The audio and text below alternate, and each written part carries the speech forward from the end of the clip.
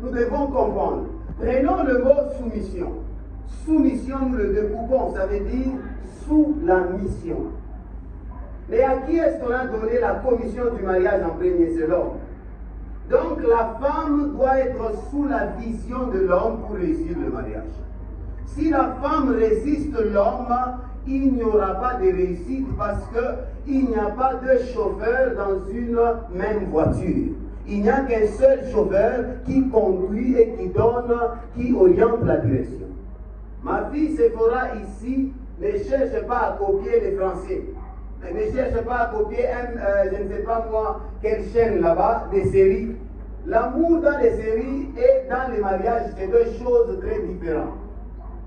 Alléluia. L'homme que tu vois ici, beau, plus que Lucifer quand il était encore au ciel. Tu le verras demain le matin, il se réveille, son nez, c'est comme si c'est bouché, c'est comme si c'est un qu'il était. Alléluia. Après, tu ne verras plus l'homme là que tu voyais, tu es en train de marier. C'est pourquoi tu dois apprendre d'abord à épouser ses défauts. Alléluia. Que Dieu nous bénisse. Et se soumettre par rapport à ce qu'il veut. Quand on parle de soumission, être sous la mission de quelqu'un, mais rendons le même mot qui dit se soumettre. Ça dit encore la même chose. Soumettre. Ça veut dire en dessous d'un maître. Et la Bible commence par femme, soyez soumise. Or, à la création, c'est l'homme qu'on a créé en premier. Vous devez comprendre que ce sont des écritures qui paraissent folles, mais ça a des sens. Pourquoi? Parce que si ça va commencer avec la femme, ça veut dire que c'est la soumission qui génère l'énergie de l'amour. Voilà pourquoi on dit femme, soyez soumise. Et puis on dit mari, aimez vos femmes. Parce que lorsque la femme se soumet, elle provoque l'amour de l'homme et le regard de l'homme. Tu peux être 1000 fois belle, tant que tu ne te soumets pas, l'homme te verra vilain, il peut aller chercher ailleurs. Alléluia. Et heureusement que lui, il est pasteur, comme moi, il n'ira pas chercher ailleurs. Est-ce qu'on peut acclamer le Seigneur? C'est ça même le problème que moi j'ai avec nous. Quand on dit acclamons, c'est comme si on a les codines. Quel icône du choix pour là? Qui va bien l'icône? Qui va bien l'icône? Acclame bien le Seigneur. Je ne sais pas s'il n'y a même pas un synthétiseur ici, sinon j'allais même chanter pour les enfants. Alléluia. Dis à celui qui a tes côtés, Dieu est bon. Femme, soyez soumise. Dieu dit tout le regard, les désirs de la femme se tourneront vers l'homme. Homme. L'homme est comme la fondation. Il porte le poids de la maison. La femme, c'est la toiture. Et l'homme qui est la fondation, celui qui règle toutes les dépenses de la maison et celui qui veille sur la maison. C'est la sentinelle première de la maison. Cette femme que tu épouses, chez elle, elle brillait. Sa mère attend de toi qu'elle brille plus que quand elle était avec elle. Et là, sa mère dira que je suis content d'avoir marié ma fille. Alléluia. En tant qu'homme, tu dois veiller sur elle. Chaque fois, elle te réveillera la nuit. Je ne me sens pas bien. Tu es obligé de couper ton sommeil parce que tu es sentinelle. Tu dois veiller. Ne dis pas Dieu te protège parce que tu es pasteur. Dieu va protéger, toi aussi protège. Parce qu'il y a un principe, nous gardons Dieu et Dieu nous garde. N'est-ce pas? C'est pourquoi nous disons chaque fois Alléluia. Oui, qui garde Dieu, c'est fait garder par Dieu. Même si tu ne dis pas Amen, c'est parce que toi tu ne gardes pas Dieu. Si tu dis tu gardes Dieu, dis Amen d'abord 3 fois. Acclamons le Seigneur. Homme, la femme aura toujours un besoin. Toujours. Tu observeras que la femme peut avoir l'argent avec elle là-bas. Quelques minutes après, elle laisse son argent pour venir encore te demander. Ne pleure pas. La femme est créée déjà dépendante. Alléluia. Toi aussi, ne dis pas qu'il va nous donner tout le temps. Ce n'est pas le sauveur qui est monté à la croix pour toi. Que Dieu nous bénisse. Est-ce qu'on peut acclamer le Seigneur? Ici, vous verrez quelque chose de dangereux. Je vais attaquer un concept là pour redresser certaines des choses. Parce que tout ce que nous faisons physiquement est d'abord issu par l'origine spirituelle. C'est pourquoi fois, Hébreu dit, c'est par connaissance que nous savons que les choses invisibles ont été tirées par celles qui sont invisibles. Alléluia. Donc tout ce que vous voyez dans le visible, ça vient de l'invisible. Si un tabernacle sur terre, parce qu'au ciel, il y en a. Alléluia. Alléluia. Amen. Vous verrez chaque fois, c'est dans notre génération, nos parents, ça n'existait pas. Que Dieu le bénisse. La femme appelle l'homme bébé, l'homme appelle la femme bébé. Ça bébé na bébé bakiwani. Batasala na petit. Bébé. Alléluia. Alléluia. Que Dieu le bénisse. Vous voyez, par ça, batasala bébé. Hein? Que Dieu le bénisse. Ici, il y a un problème. Tout ça, ça vient de la parité. Amen.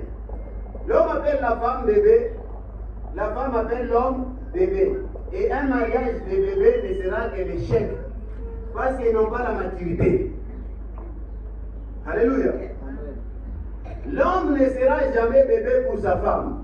C'est la femme qui est bébé par rapport à l'homme. Est-ce que vous avez compris ça? Donc si toi tu l'appelles, je sais que quelqu'un dit non là-bas, je vais expliquer, mais vous en faites pas. Amen. Si toi tu l'appelles bébé, ça passe. Si elle t'appelle bébé, ça ne passe pas spirituellement selon les normes. Mais si c'est dans votre amour de Juliette et Roméo, vous êtes permis. Amen. Que Dieu nous bénisse. Pourquoi bébé? Observez à l'entrée. Pasteur Zoé est venu avec qui? Maman. Elle pouvait venir avec maman, tout comme papa, ça ne dérange pas, ce sont ses parents. Vous verrez que Séphora est venu avec qui? Amen. Que Dieu le bénisse. Qui a amené Séphora? Son frère Nathalie. Hein? Oui, là je veux le rôle de papa, mais c'est son papa aussi. Que Dieu le bénisse. Mais après Jésus. Alléluia. Que Dieu nous bénisse. Dans l'ancien temps, qu'est-ce qui se passait? Lorsqu'on mariait un enfant, son père venait, il prenait sa fille et il l'amène ici devant l'autel. Quand il l'amène devant l'autel, et le beau-fils attendait à côté. Pourquoi? Ça avait des significations et ça a des significations. C'est un langage qui dit, j'ai élevé ce bébé, elle a grandi, elle a atteint l'âge, tu l'as épousée, c'est maintenant le passement ou passation plutôt de pouvoir. Alors à partir d'ici, ce que j'avais fait, je ne ferai plus. Tu l'épouses, elle devient ta première fille. C'est toi qui dois la faire grandir et supporter ses caprices et tout. Donc l'homme, on a mené la femme par son père et l'a laissée dans les mains de l'homme. Pour dire, Baba, Alpha, Oméga. C'est là où vient le concept dont nous parlons ici. L'homme va appeler la femme bébé. Et celui qui quitte, c'est qui? Ce n'est pas la femme. C'est l'homme qui quittera son père et sa mère et s'attachera à qui? À sa femme. Celui qui va demander la main, c'est l'homme.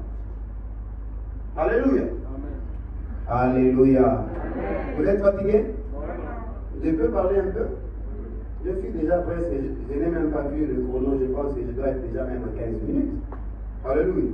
Donc dans 5-6 minutes ici, je peux déjà m'arrêter par là. Que Dieu le bénisse. Amen. Acclame bien le Seigneur.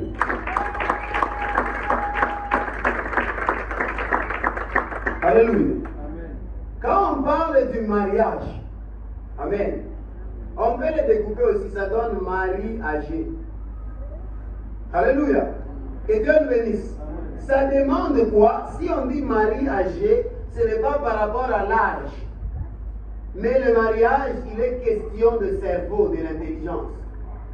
Si un homme est mature tôt, il peut assumer ses responsabilités et prendre la femme. La femme peut être moins âgée, elle est mature, elle peut assumer sa responsabilité et entrer dans un couple.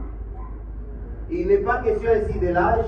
Pasteur Joël a 95 ans, Séphora 13 ans, c'est un couple historique, macronique. Que Dieu nous bénisse.